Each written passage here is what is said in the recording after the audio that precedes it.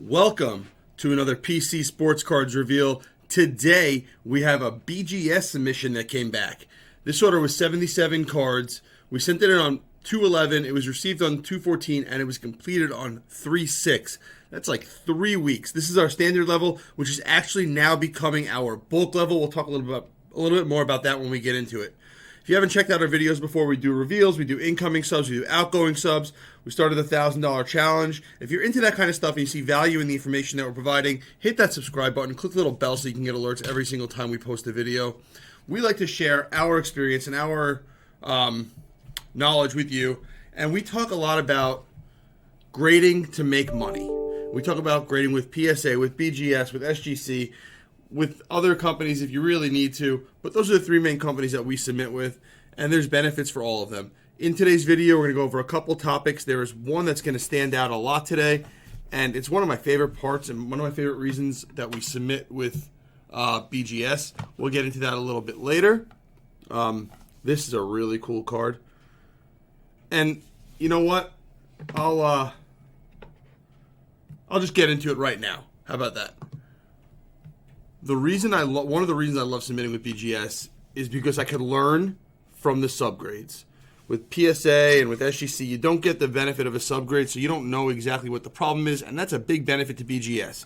When I first started submitting cards, it was $6 to grade with BGS, so you could say very easy to invest in those cards, and very easy to invest in my knowledge base. The corner subgrade got a 7.5 on this card, which is interesting to me because they look very sharp on the front, and when you flip them over, they look pretty good from a distance. But if you look closely down at the bottom corner, very hard to see in the light. There's peeling and scratching. This corner is absolutely destroyed. So what I'm learning is that little flaw, which is like from this far away, it doesn't matter, right? Displays pretty nicely. The front looks great, but helps me learn what to look for on the corners of cards. That's going to be a major theme in today's video. We're going to go through cards, very tough grade with the thick RPAs. We're going to go through that theme a lot. We have a Zion 0.5 away. Corners is the reason they sent it to BGS. Corners PSA is harder on. Got this numbered of 20. You see white on 1, 2, 3 corners. I don't see a little movement on it, like a little bent in on them. I think this is a little harsh. This is a card I would consider cracking out and sending to PSA to get a PSA 9 on. It's a gorgeous card, low numbered Zion. I just think it's a card that I would definitely take that chance. Got another Zion here, 0.5 away with corners. That's one of the main reasons people send cards to BGS, because they can get that 0.5 away gem and still be profitable. And the example that we're going to use is the next card, Tatum. This Tatum, we're using numbers from last November, December, but it's the same time frame for both cards. It's not like one is now and one is then. A BGS 9.5, which was a true gem, not a 0.5 off, so let's discount it a little bit. Let's say this would go for $600. A PSA 9 only did $250. Seeing that surface got a 9 and corners got a 9.5, it's pretty sharp. But if you're not sure and you think it might be close, but you're not 100% sure, there's still profit in getting a 9.5 over that PSA 9. We have recently seen that gap close a little bit. This is a really cool one. I didn't even notice this one before.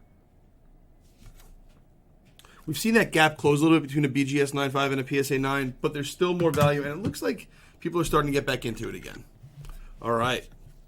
Here we go. We're going to keep this up. Subgrades help you learn. Nice card. Look at the huge print line going through here. Again, this would be at best a PSA 8. You might get lucky. Listen, when I say at best, I'm talking 90% of the time. Sometimes you get lucky and they overlook it and you get a 10. Sometimes you get a 9 subgrade on that or a 9.5 subgrade on it. But that's a more realistic look. So you could learn a lot when you submit to BGS. And if you have lower end cards and you send them in at $22, which is our new submission level, just so you guys know, this came back in about 15 or 20 days. Our new submission level is 20 to 25 days for $22 a card, and there's no auto charge. So all these cards people would pay $5 more, $5 more, $5 more, $5 more. Nope, flat $22 when you grade BGS with us. We see centering, we could see the problem. right? Again, we've seen those cards get better centering grades. And we said this in our last PSA reveal video. You're not in it to gamble, right? When you're buying cards to grade them to make money, you're not gambling. You're not taking chances. You're not sending in stuff saying, hey, maybe this time they'll give it to me. The goal is to get your gems, whether it's with PSA, BGS, or SGC. Each grading company has slightly different standards. Black labels, we're going to talk about a black label at the end that is like a $40 card that sells for $1,000 as a black label. This card was not in the submission. More. Notice how gaming cards, this person sent in 4 gaming cards, got 3 BGS 10s, and the other one's a BGS 10 black label from Dragon Ball Z. That's insane. Mac Daddy Jones. You can see the white on the corner up there. Like, to me, these corners are way worse than the Zion that got the same 8.5. AJ Dillon, Honors, BGS 10, nice hit there. Herbert Mosaic. Again, if I'm seeing 4 9s or better, and I'm not seeing any major problems, I would definitely consider cracking those out and sending them to PSA to get the same grade. Because you're going to get more money at a PSA 9 versus a BGS 9, and if it's a strong card, you have a chance. Pink Swirl, 5 of 11, nice. ATN. McAllister, 8 on edges. I looked this thing over, I didn't see what the problem was. It's very hard to look BGS cards over.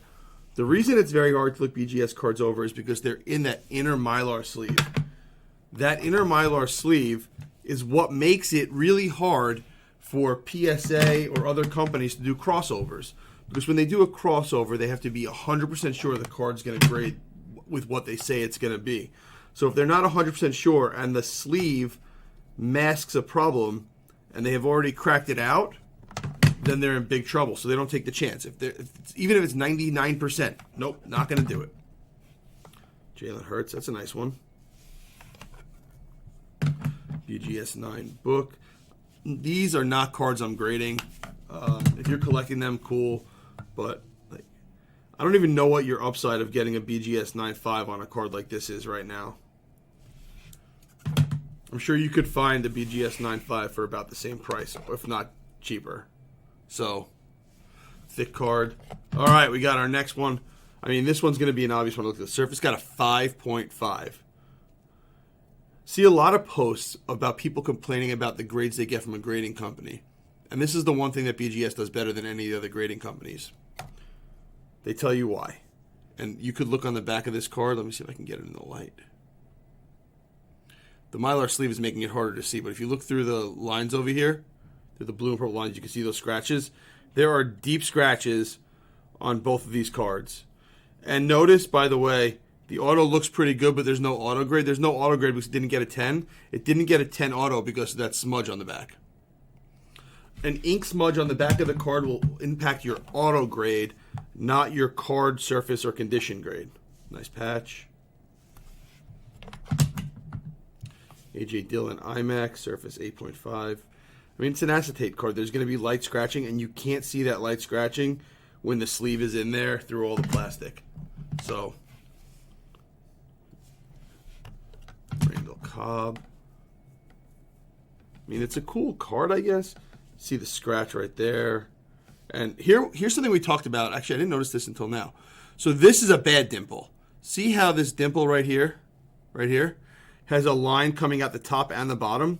That's why surface got destroyed on this card. That dimple itself isn't bad. It's the line that's coming out of the top and the bottom that is what destroyed that card. That's a great learning card right there. Chase Young, lime green. Joey Burrow. Corners 9, surface 9, 0.5 from gem. I mean, this is another one that I would consider cracking. If I see subgrades like this, I would consider buying or cracking this card and sending it to PSA. I think I'm almost guaranteed a 9, and I have a shot at a 10. White Sparkle. Another one, centering and corners. Corners makes me a little bit more leery about sending it. I don't know why the centering on this card got a 9. Yes, it's off top to bottom. It's tough, a little tough to see. Yes, it's off top to bottom, but it's only off in one direction, really. I think this is a little bit off left to right, I guess. I don't know. That's harshly graded. 7.5. This is what happens when you're off in both directions. Left, right is way off. Top, bottom, way off. You get a 7.5. That's the problem when you send in cards with dead centering both directions. So, like I said, we can learn a lot from sending to BGS. And sometimes it's even worth it to go on eBay or go into a forum and buy cards that have low grades. If you buy cards that have low grades, you could learn what that person missed. Yes, you're going to have to crack it out most likely. But you have the subgrade report. You could learn what that person missed and how the companies look at it. So I think that a lost art form in the hobby today is investing in learning. And instead of paying somebody $5 every single time to look at your cards, or $3 or whatever people are charging nowadays to look over your cards, take that couple $100 that you were going to spend on that and buy some already graded cards and do it yourself. Teach yourself. That's what we did when we started doing this. Another black label, nice. In the next pile, the last pile, we're going to go over a black label. That's just insane profit.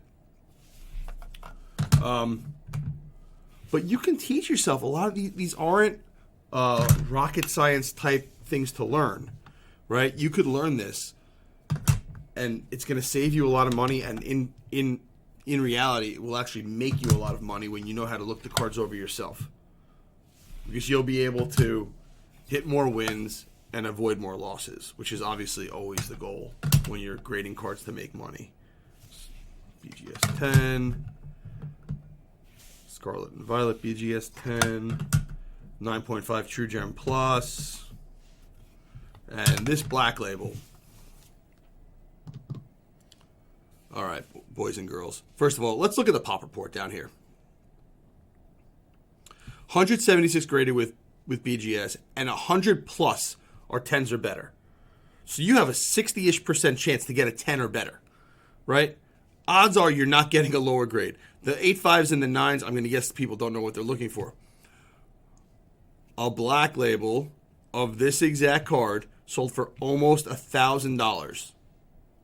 A raw card is $40. A BGS 10 is $130, which is more than a PSA 10, by the way. BGS 10 more than PSA 10, which is the way it should be. I didn't look up BGS 9.5s. I would assume they're probably $80 or $60, something like that, in that range. You're still making money with a 9.5. So 167 out of 176 of these cards that were sent in made the submitter money.